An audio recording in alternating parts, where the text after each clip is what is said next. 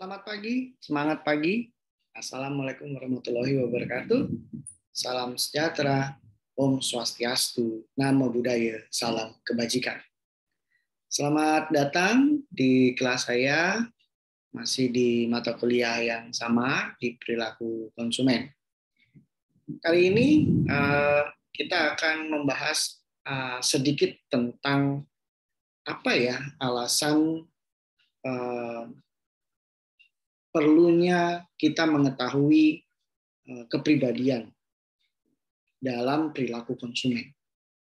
Baiklah, sebelum kita masuk ke perkuliahan kita, demi kelancaran jalannya perkuliahan kita hari ini, maka kita berdoa menurut agama dan kepercayaannya masing-masing. Untuk itu, berdoa dipersilahkan.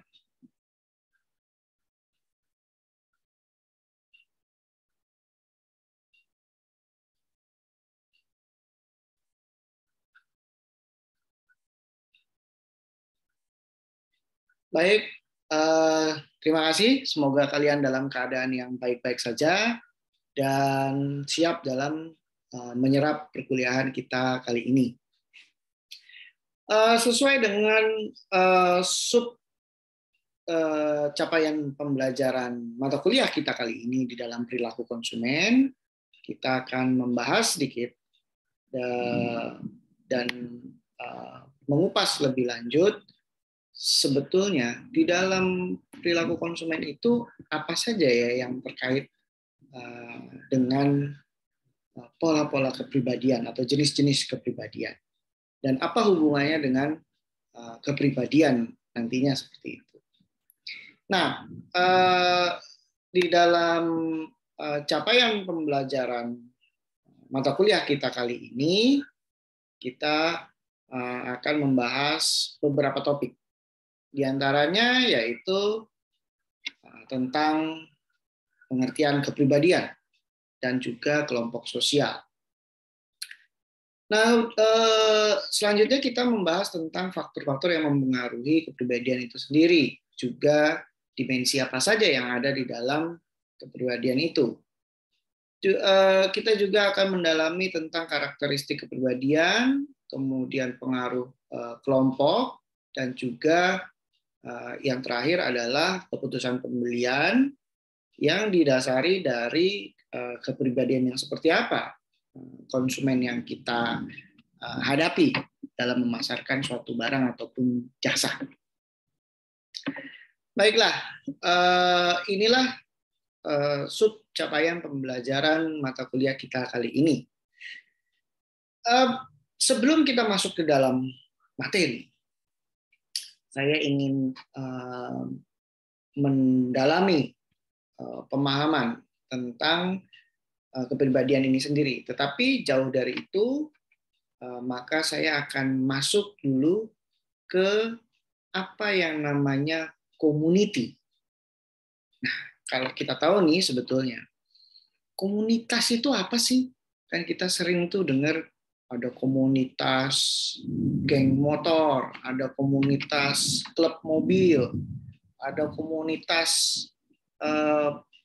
bahasa Inggris, ada juga komunitas fans club, ya, ada BTS, ada kemudian ada Blackpink, ya dan lain-lain ya.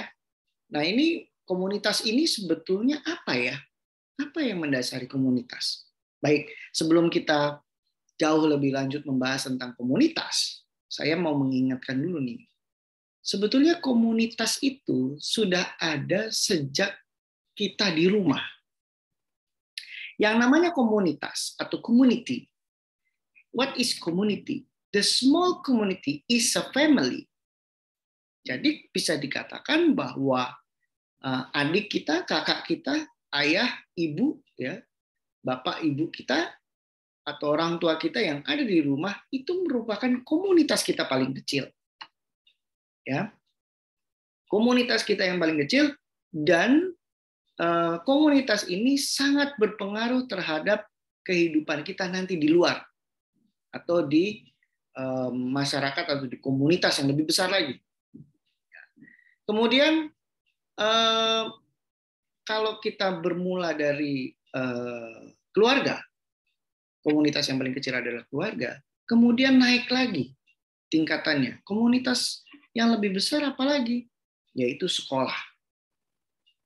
Ya, sekolah bisa dari taman kanak-kanak hingga perguruan tinggi.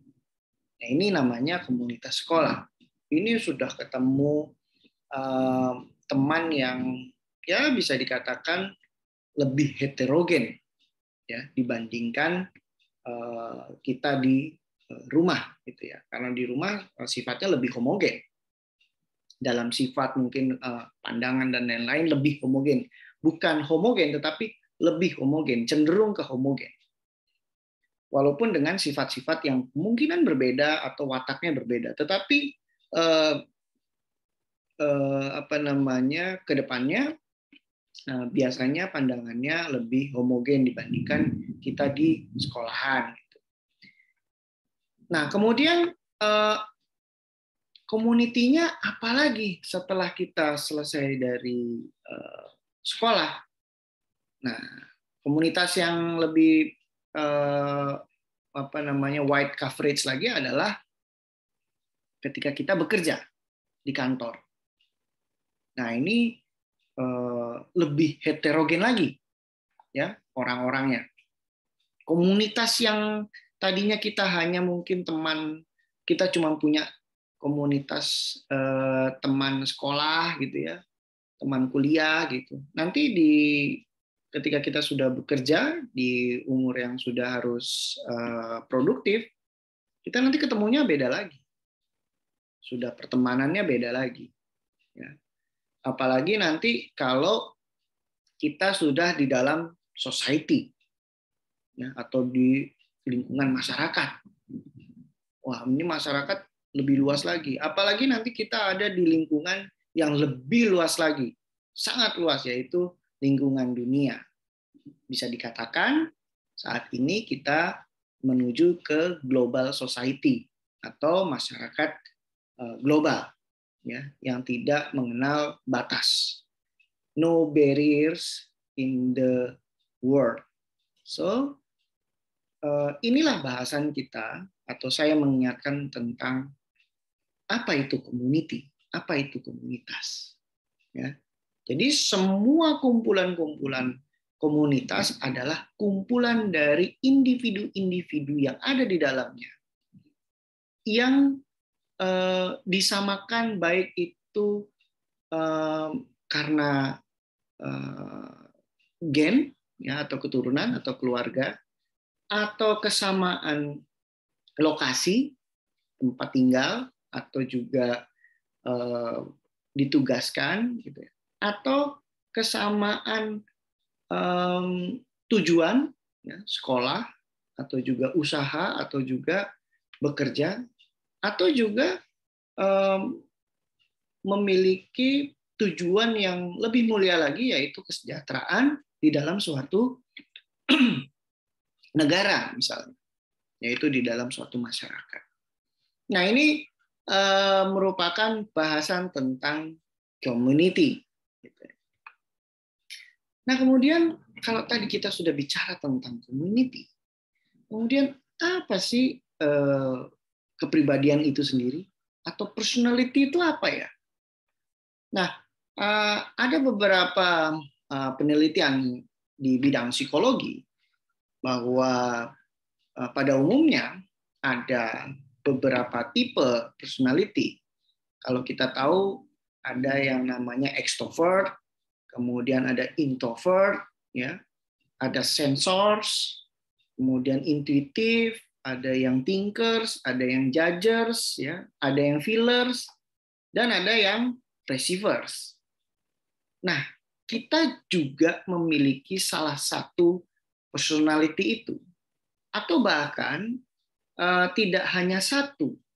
Kita bisa memiliki beberapa personality types dengan skala yang berbeda-beda. Mungkin saya sensors, tetapi saya juga thinkers juga. Tetapi cenderung kemana nih? Cenderung ke thinkers atau sensors? Ternyata saya juga ada judgersnya. Tapi berapa persen? Nah, jadi ini akan kecenderungan ini akan menentukan personality apa yang lebih dominan di diri kita. Nah, kemudian juga ada beberapa penelitian yang menunjukkan bahwa banyak orang yang memiliki personality sensors ya lebih besar dibandingkan personality yang intuitif atau yang mengandalkan intuisi. Nah, jadi bagaimana nih kita menyikapinya? Atau bagaimana kita tahu ya kepribadian kita itu seperti apa? Nah, ini harus lebih lanjut lagi. Ya, lebih dalam lagi kita pembahasannya sehingga kita bisa tahu sebenarnya kita yang mana ya kepribadian kita. Nah, kalau namanya kepribadian ekstrovert misalnya ya, ini biasanya lebih orangnya lebih terbuka ya, lebih mau berkomunikasi dengan banyak orang ya, kemudian juga ya bisa dikatakan mungkin dia talkative gitu ya, bicaranya lebih banyak gitu dibandingkan orang-orang yang introvert ya. Biasanya introvert itu bukan seperti extrovert yang mudah bergaul mungkin ya, atau juga mudah berbicara di banyak tempat ya, dengan banyak orang gitu ya. Tetapi introvert mungkin lebih yang dia fobi terhadap banyak orang gitu ya. Jadi jangan salah juga nih, oh saya ekstrovert, oh saya introvert, lihat dulu ya. Kadang-kadang orang main menyatakan dirinya ekstrovert atau menyatakan dirinya introvert, padahal kita harus tahu dulu ya background-nya apa saja. Kemudian juga ada yang personality dengan melihat lebih realistis dalam melihat banyak hal gitu ya. Ini tipe sensor ya. Kemudian kalau intuisi itu ada juga yang mengedepankan ke fokus terhadap kemungkinan-kemungkinan yang ya akan datang gitu ya. Bisa juga melalui gambar ya, atau bisa juga melalui sight gitu ya, insight atau petunjuk-petunjuk lainnya gitu ya. Yang mungkin kalau dibandingkan dengan kepribadian yang sensors, ini agak tidak realistis gitu ya. Mungkin ya kalau bisa dikatakan mungkin orang yang intuitif ini lebih psychic lah gitu. Bukan ini ya, istilahnya orang pintar atau dukun apa gimana ya. Saya kurang paham istilah-istilah itu, tapi biasanya orang yang seperti ini bisa mengetahui kejadian-kejadian yang belum terjadi, tetapi dia bisa meramalkan atau juga memperkirakan apa yang kemungkinan akan terjadi. Kemudian ada juga kepribadian yang thinkers. Nah, ini biasanya kalau thinkers nih orangnya semua yang dihadapi selalu dia pikirkan, dan dia selalu mencari solusi gitu ya. Tetapi para thinkers ini juga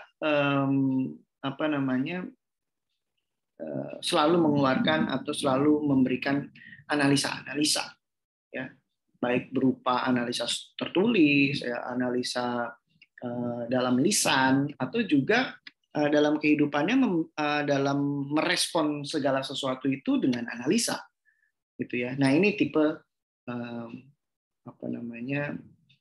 thinkers. Kemudian juga ada yang tipe judgers. Nah, ini agak kejam sih ya gitu.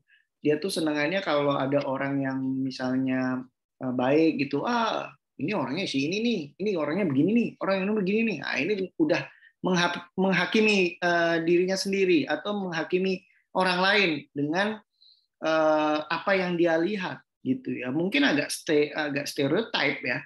kalau judges nih ya, dia selalu stereotype terhadap orang-orang, apa yang dia lihat, apa yang dia yakini, apa yang dia dengar mungkin ya, itu yang menjadi dia selalu mengeluarkan apa namanya penilaian-penilaian. Tapi orang ini biasanya lebih well planned ya, lebih organized dalam sesuatu, karena dia tidak hanya apa namanya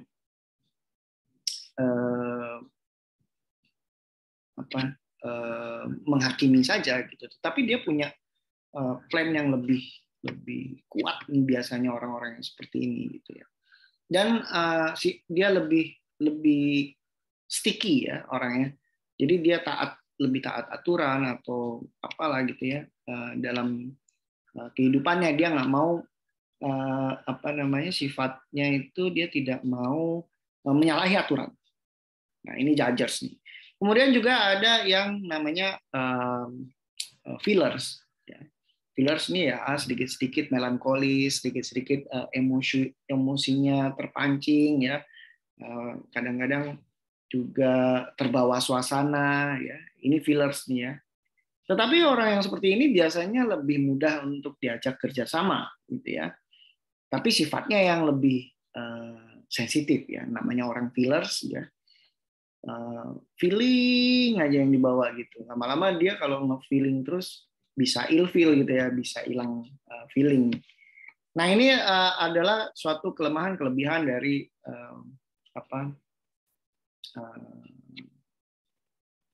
personality types yang feelers. Kemudian juga ada yang namanya perceivers.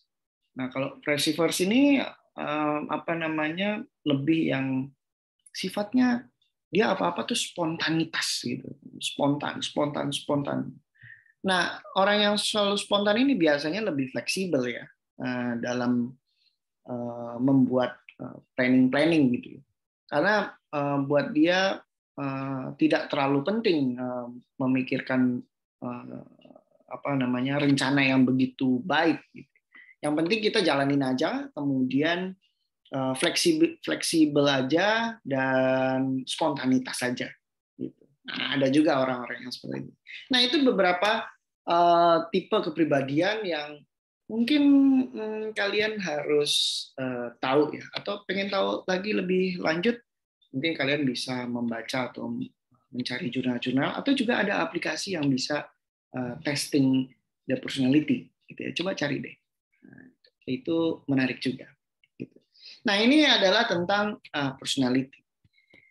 Nah, dua hal tadi akan membawa kita masuk ke dalam pembahasan mata kuliah kita kali ini. Yang seperti apa? Nah, mari kita lihat bersama.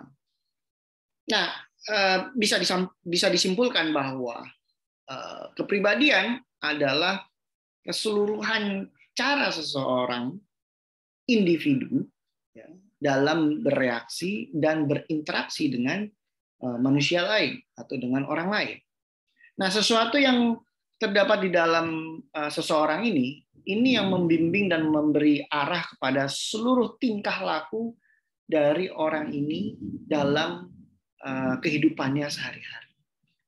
Nah, jadi yang namanya kepribadian ini selalu lebih condong dominan untuk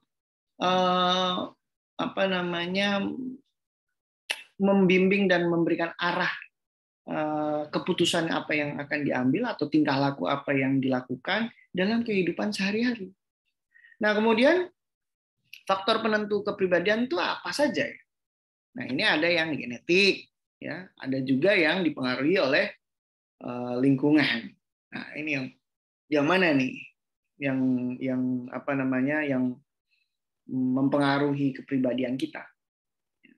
Kalau secara genetik ini sudah dibawa dari lahir ya namanya apa namanya baby growth atau bawaan bayi, bawaan orok. Nah, ini berupa sifat-sifat apa saja ini? Ini bisa sifatnya fisik, bisa sifatnya mental ya, yang bisa mempengaruhi perbuatan atau juga perasaan yang dilakukan setiap hari atau dirasakan setiap hari.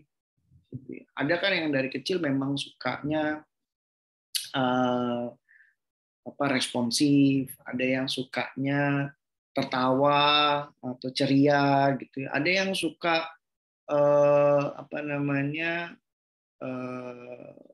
uring-uringan juga gitu ya. Ini udah bawaan lahir nih, nggak bisa diapa-apain gitu ya. Nah, kemudian ada juga kepribadian yang dibentuk melalui lingkungan. Nah, kalau tadi kita sudah bicara tentang community, nah community itu adalah salah satu faktor lingkungan. Apa saja? Misalnya budaya dari rumah. Biasanya kebiasaan di keluarga itu misalnya tidak makan pagi, ya, hanya makan siang dan makan malam. Nah, ini menjadi budaya kalau ini diturunkan ke anaknya, kemudian diturunkan lagi ke cucunya dan cicitnya terus. Nah, ini jadi budaya akhirnya. Ya, budaya tidak ada makan pagi misalnya, atau tidak ada sarapan di keluarga itu. Kemudian norma.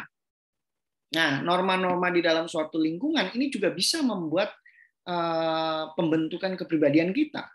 Norma yang seperti apa?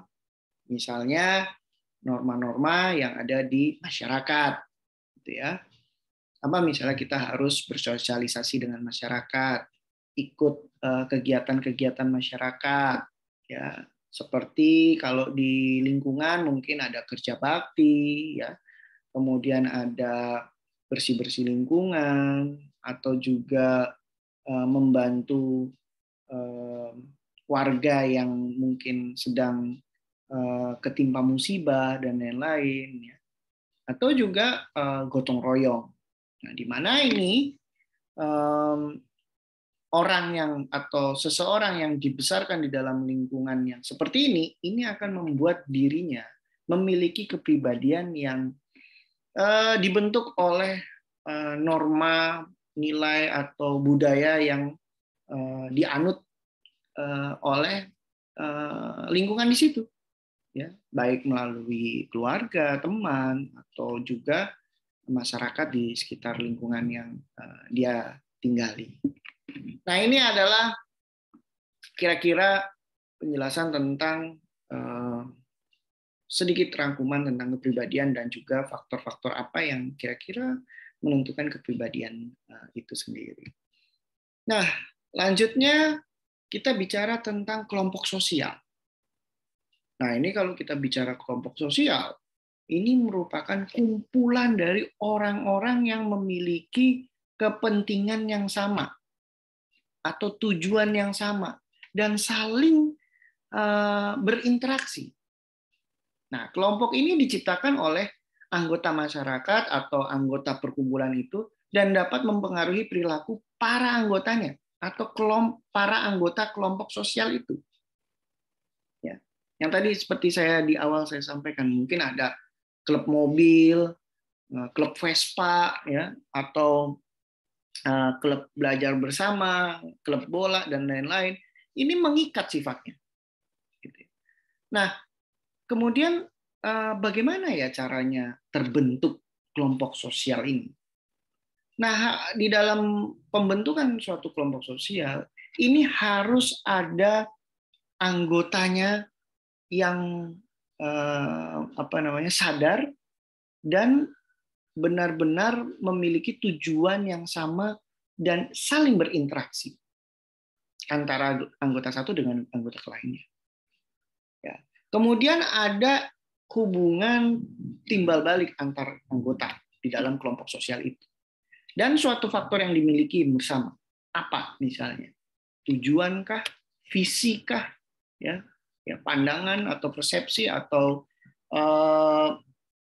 sesuatu barang yang sama mungkin kalau kita kolektor kelompok sosial itu ada kolektor klub gitu ya, mengkoleksi barang-barang unik. Ini harus ada faktor yang sama di dalam kelompok sosial itu. Dan memiliki struktur serta aturan-aturan dan dalam pola tertentu.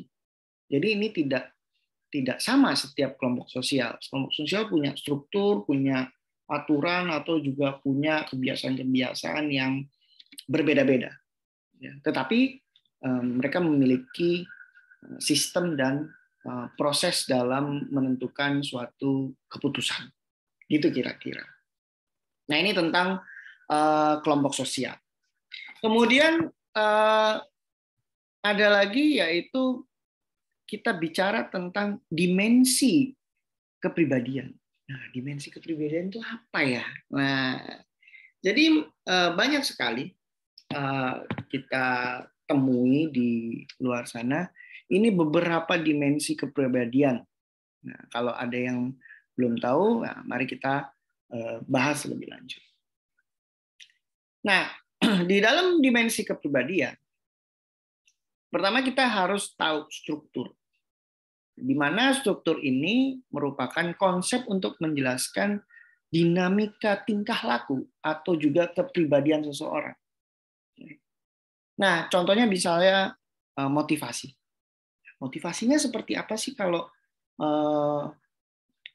dia nih tingkah lakunya tuh sopan gitu ya, tekun. Nah, motivasinya apa? Oh, supaya cepat lulus dan tidak mau misalnya menjadi orang yang tidak beretika, makanya dia sopan. Nah, ini apa namanya?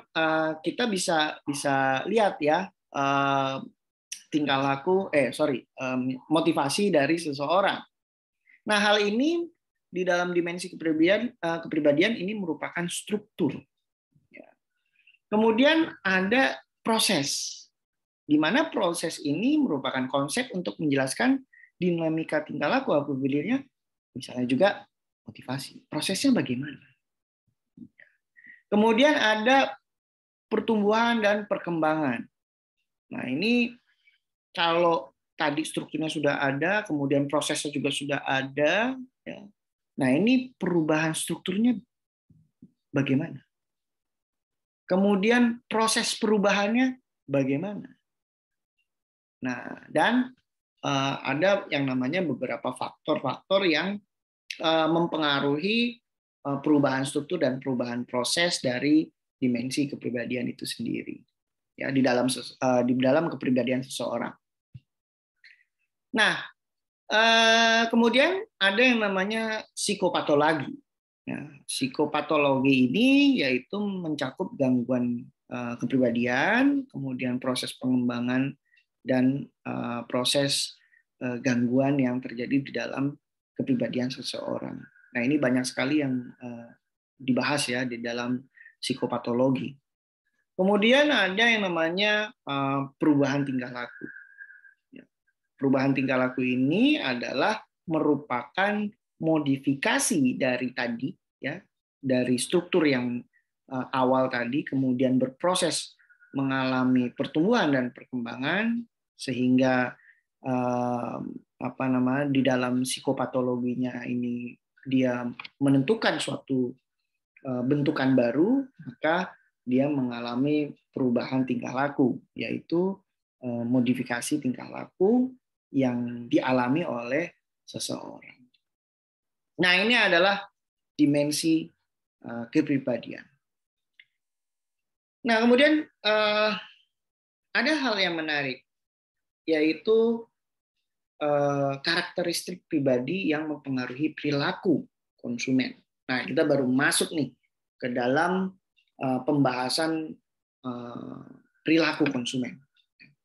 Ini perilaku konsumen ini memang agak sedikit nyerempet sumber daya manusia, ya, kemudian agak sedikit nyerempet psikologi, ya. Memang kita bicaranya tentang manusia, ya. Jadi kita juga harus tahu kira-kira bidang-bidang apa saja yang akan kita pelajari gitu di dalam perkuliahan kita kali ini. Baiklah, di dalam mempengaruhi perilaku konsumen, ini ada yang namanya budaya. Kemudian di dalam budaya juga ada subbudaya dan kelas sosial. Nah, subbudaya itu apa? Subbudaya itu di bawah budaya atau kebiasaan-kebiasaan dan norma-norma itu adanya masuk di dalam subbudaya. Kemudian juga ada kelas sosial. Ya, strata sosial seseorang ya, atau di dalam suatu masyarakat biasanya ada strata sosial. Kelas sosialnya ada di mana? Ya, kalau saya pernah bicara tentang mengapa sih harus kita melakukan riset strata sosial atau pembentukan strata sosial. Kenapa sih kita harus tahu strata sosial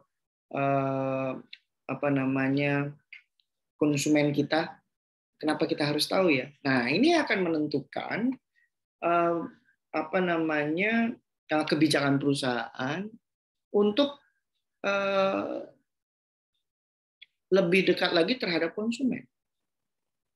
Sehingga apa? Sehingga kita bisa mendapatkan informasi-informasi lebih mudah dan mendapatkan profil konsumen kita seperti apa dengan produk ya, kecocokan dengan produk yang kita tawarkan. Jangan sampai kita salah melakukan riset terhadap konsumen kita atau kita tidak tahu karakteristik atau jenis atau tipe dari konsumen kita. Sehingga nanti kita bisa mengalami suatu kegagalan ya dalam memasarkan atau menjual suatu barang ataupun jasa. Kemudian yang kedua adalah sosial. Dan di dalam sosial ini juga kelompok acuan, yaitu ada keluarga, ada juga peran dan status. Nah, ini sudah jelas ya, di keluarga kita juga pasti akan, kalau kita mau beli sesuatu, nih keluarga biasanya punya masukan. Saya mau beli mobil gitu misalnya. Wah, beli mobil yang ini aja, nah, harganya murah. Nah, yang satu lagi ngasih pendapat, oh beli mobil ini aja, kualitasnya bagus, harganya tidak terlalu mahal. Oh beli mobil ini aja, kualitasnya bagus, tapi ya sedikit mahal, namanya kualitas. Nah ini keluarga akan memberikan masukan-masukan, baik itu orang tua kita, ya adik atau kakak, dari pengalaman-pengalaman mereka mungkin ya, ataupun dari informasi-informasi yang mereka miliki. Kemudian juga karakteristik pribadi seseorang ini juga dipengaruhi oleh peran dan statusnya. Nah, perannya dia sebagai apa, misalnya, atau dia bekerja sebagai apa, atau pekerjaannya seperti apa. Ya. Oh ini mahasiswa, pekerjaannya mahasiswa. Oh ini pekerjaannya pengusaha. Oh ini pekerjaannya pekerja swasta, gitu ya. Nah ini juga akan mempengaruhi perilaku dalam pembelian, gitu ya. Nah, dalam memutuskan suatu pembelian ini akan berpengaruh ya masalah sosial ini. Kalau tadi budaya juga berpengaruh, sosial juga berpengaruh. Apalagi nanti kalau dia memiliki peran dan status yang mungkin bisa dikatakan lebih banyak lagi perannya atau statusnya. Oke.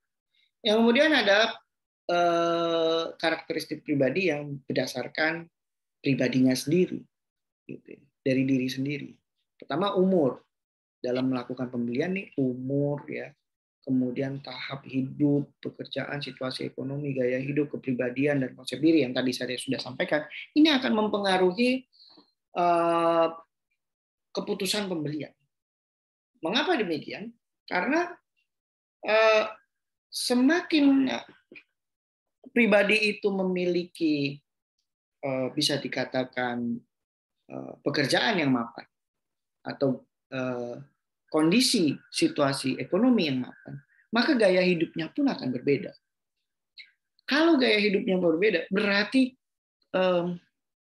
perilakunya juga dalam membeli sesuatu juga berbeda.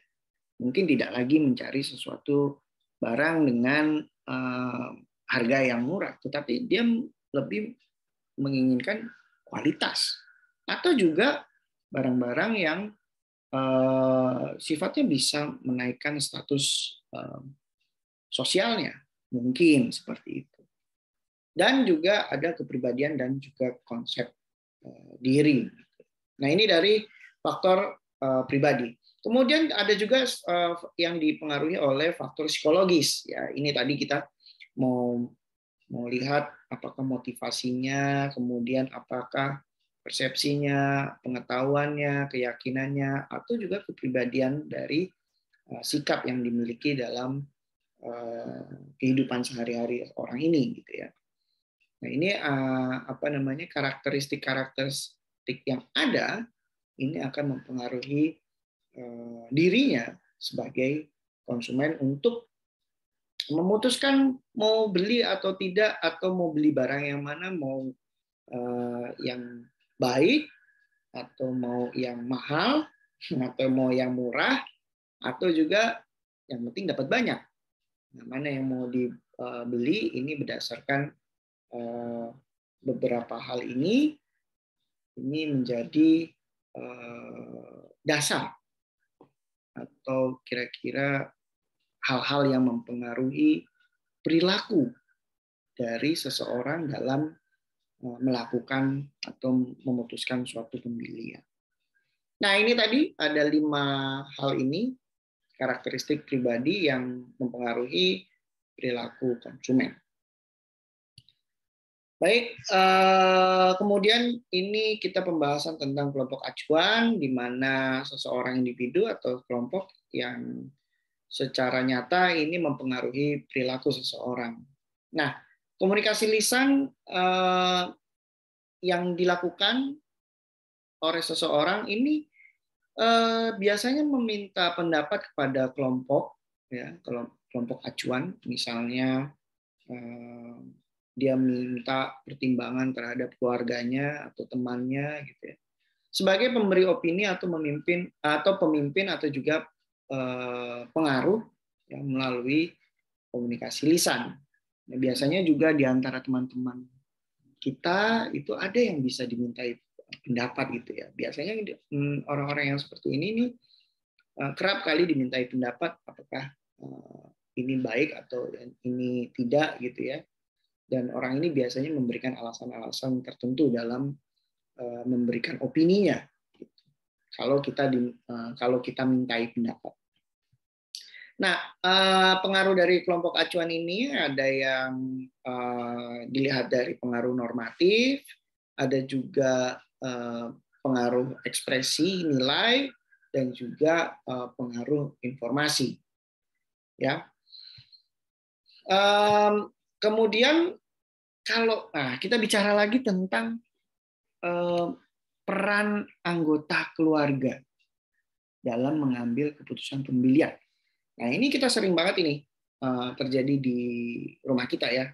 Kan kita sering tuh misalnya mau beli misalnya sepatu, gitu ya. Terus atau mau beli handphone baru, gitu. Wah, ini saya mau beli handphone baru nih. Kira-kira gimana ya, Pak, Bu, gitu. Budgetnya saya cuma berapa ya dikasih. Biasanya kan gitu nanya sama orang tua kita, ya. Nah, ini di dalam keluarga ini ada yang namanya inisiator. Nah, inisiator ini biasanya anggota keluarga yang ngusulin, memberikan ide, ya, dalam suatu pembelian.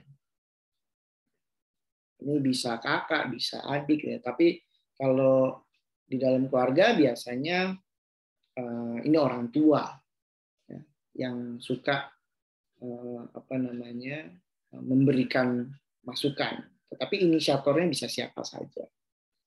Kemudian selain inisiator ada yang namanya influencer. Nah, influencer ini adalah anggota keluarga yang opininya dicari sehubungan dengan kriteria yang digunakan oleh keluarga dalam membeli suatu barang yang mungkin cocok dengan kriteria dari apa yang dibutuhkan atau apa yang diinginkan. Nah, ini influencer nih siapa nih di keluarga kita? Ya, ada kadang-kadang kakak kita influencernya, atau juga adik kita, ya, atau di dalam rumah atau di dalam keluarga tersebut ada orang yang hidup tinggal bersama di dalam satu keluarga itu, bisa omnya, bisa tantenya, atau sepupunya gitu ya, yang kerap kali menjadi influencer juga gitu ya bagi anggota keluarga ya, anggota keluarga inti gitu ya. Kemudian ada yang namanya gatekeeper. Nah, ini gatekeeper nih biasanya suka kepoin dulu nih barang yang mau dibeli ya. Misalnya kakaknya mau beli gitu ya. Saya mau beli handphone baru nih. Handphone apa ya gitu. Nah, adiknya tuh cari-cari tuh. Wah, ini aja Kak, ini aja Mas, ini aja Mak, apa Bang, kan? Karena dia udah tahu nih informasinya. Kalau handphone ini speknya begini, kalau handphone itu speknya begitu. Wah, ini menjadi gatekeeper nih dia, gitu ya. Nah, kemudian ada yang decider, pembuat keputusan. Ini biasanya kalau alternatifnya banyak, ya suka bingung nih kita. Nah, biasanya yang bijak itu siapa ya? Biasanya sih kalau di keluarga mungkin ibu kita ya. Ibu kita nih biasanya decider yang ya bisa dikatakan bagus lah ya. Kalau bapak kita kan kadang-kadang sibuk ya, tapi tidak semuanya ya. Ada juga yang decidernya bapaknya atau ibunya, atau juga ada anaknya juga, gitu ya. Mungkin orang tuanya sudah sepuh, mungkin anaknya yang membuat keputusan, gitu ya. Nah, pembuat keputusan ini apa namanya bukan diputuskan sendiri, tetapi menjadi hasil keputusan bersama seluruh anggota keluarga. Tapi dia yang jadi, udah deh, daripada bingung-bingung, begini aja, setuju nggak semua? Gitu. Nah, biasanya gitu tuh. Itu ada decider. Kemudian ada yang buyer. Nah, ini pembeli atau yang mengeluarkan uang. Ini biasanya ini kalau anaknya handphonenya bagus gitu ya, orang tuanya handphonenya bagus juga nggak ya? Kira-kira. Nah, ini saya jadi bertanya-tanya nih. Nah, ini juga ada juga sering kita lihat gitu ya. Wah, anaknya pakai mobilnya bagus banget ya. Oh, orang tuanya pakai mobil apa ya? Atau eh, mobil orang tuanya, bukan mobil dia. Nah, ini. Nah, ini yang di dalam keluarga ini yang membeli siapa? Yang membeli orang tua, atau yang membeli anaknya tetapi uangnya dari orang tua, atau yang bagaimana? Atau biasanya kalau apa namanya anak yang lebih tua ini sebagai buyer atau sebagai pengambil keputusan terakhir ya untuk membeli suatu barang. Biasanya dipasrahin lah. Gitu.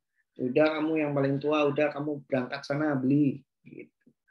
Walaupun yang menginginkan barang itu mungkin adiknya gitu atau orang tuanya.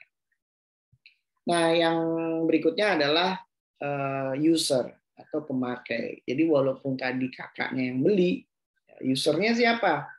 Mungkin orang tuanya. Karena tadi orang tuanya sudah sepuh, ya nggak mungkin lah keliling-keliling cari barang di mall gitu ya, atau di pusat perbelanjaan tertentu. Nggak mungkin lah, udah kakaknya aja. Adiknya juga mungkin adiknya udah jadi gatekeeper jadi ya. Jadi ya sudah kakaknya berangkat lah gitu, beli. Tetapi yang memakai nanti barang itu mungkin adiknya atau mungkin orang tuanya atau mungkin dia sendiri. Ya. Nah, inilah apa peran anggota keluarga dalam pengambilan keputusan pembelian. Jadi sekali lagi saya ingatkan bahwa di dalam pengambilan keputusan di dalam keluarga ini perannya ada yang berperan sebagai inisiator, kemudian ada yang sebagai influencer, ada juga gatekeeper ya, atau decider, buyer, bahkan ada yang perannya user atau end user, itu pemakai akhirnya. Itu kira-kira itu dari peran anggota keluarga dalam pengambilan keputusan. Nah, kemudian ada juga yang namanya siklus kehidupan keluarga atau SKK. Ini eh, apa namanya? Siklus ini merupakan tahap-tahap yang dijalani oleh sebuah keluarga dengan semakin meningkatnya usia anggota keluarga. Nah, setiap tahap keluarga ini akan menggambarkan kebutuhan yang berbeda-beda, sehingga keluarga pun ini membutuhkan barang dan jasa yang berbeda. Ketika kita masih single, ini kehidupan kita juga berbeda ya, dan kebutuhan tentang produk tentu juga berbeda. Kemudian siklus kehidupan juga mengalami perubahan ketika baru menikah. Nanti setelah menikah, siklus kehidupannya berubah lagi menjadi pasangan baru menikah, tetapi pasangan baru punya anak. Nah, ini beda lagi nih nanti pola ininya ya, pola perilaku seseorang dalam menjadi konsumen. Kemudian ketika anaknya sudah mulai besar, sudah lahir dan sudah mulai besar, nah ini kita menjadi pasangan yang punya anak. Nah ini nanti dalam pembelian berbeda lagi nih karakternya, gitu kan? Kalau mungkin tadi waktu tahap single ya apa saja beli, gitu kan? Kemudian punya pasangan baru, ya kan? Menikah, yang tadinya mungkin sumber keuangan hanya satu, sekarang jadi dua. Nah, ini jadi hitung-hitungan nih.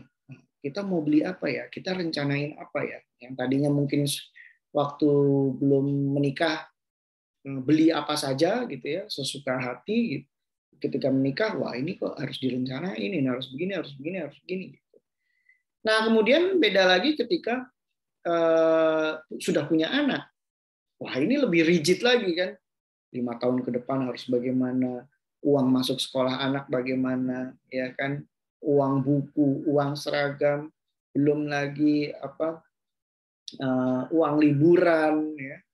Kemudian kalau kita makin canggih sekarang ya, zaman makin canggih, apalagi kita sedang pandemi, ini sekolah juga bukan hanya sekolah, ya, harus ada gawai yang menyokong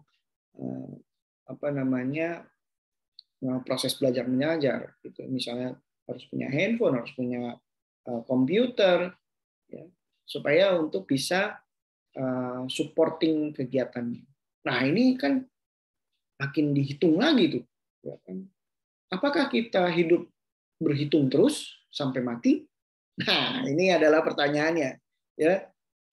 Gaji terus, ya. Dihitung terus, belanja terus, nabungnya kapan? Nah, ini menjadi pertanyaan besar bagi kita semua. Nah, baiklah, itu tadi penjelasan saya tentang perilaku konsumen yang didasari dari kepribadian seseorang. Nah, mata kuliah ini pada sub capaian pembelajaran mata kuliah kita kali ini sebetulnya ingin membahas beberapa hal. Ya. Boleh saya sampaikan beberapa catatan atau juga beberapa tambahan untuk menyimpulkan perkuliahan kita kali ini.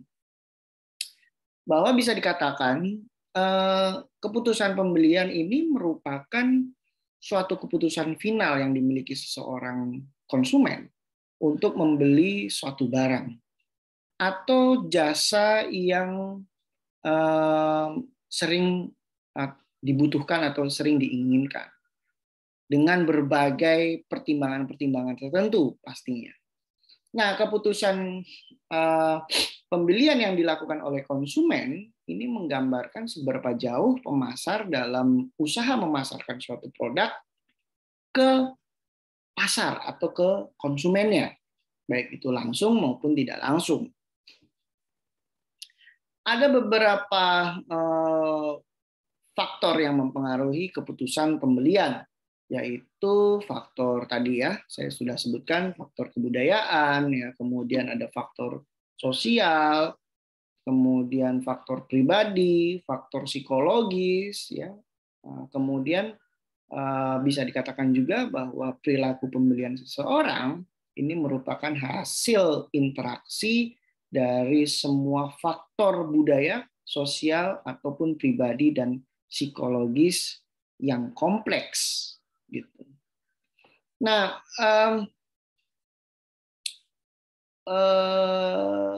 pembahasan kita tadi adalah tentang kepribadian, bahwa kepribadian ini merupakan salah satu aspek psikologis yang penting dalam menentukan perilaku konsumen. Nah, perbedaan kepribadian pada setiap individu ini menghasilkan persepsi yang berbeda dalam berperilaku saat menjadi konsumen. Nah, konsumen memiliki berbagai tipe kepribadian yang berbeda-beda, dan ini menjadi hal yang sangat perlu diperhatikan bagi kita semua sebagai pemasar atau sebagai pembuat kebijakan. Jadi bisa disimpulkan bahwa kepribadian merupakan suatu perpaduan yang utuh, ya, yang terintegrasi antara sikap, sifat, kemudian pola pikir, emosi, serta juga nilai-nilai yang mempengaruhi individu atau seseorang tersebut supaya dapat berbuat sesuatu yang benar sesuai dengan lingkungannya. Nah, di akhir bahwa bisa dikatakan salah satunya yaitu faktor kepribadian dan gaya hidup, di mana kepribadian konsumen akan mempengaruhi perilakunya dalam memilih atau membeli produk, karena konsumen akan membeli barang sesuai dengan kepribadiannya, baik itu didasari melalui kebutuhan ataupun keinginannya. Baiklah, kira-kira itu saja yang bisa disampaikan. Itu juga tadi summary dari saya. Semoga kita tetap sehat dan tetap semangat, selalu diberikan keberkahan. Itu saja yang bisa saya sampaikan. Terima kasih. Selamat pagi, semangat pagi. Assalamualaikum warahmatullahi wabarakatuh. Salam sejahtera. Om Santi Santi. Namo Buddhaya. Salam kebajikan. Rahayu. Salam.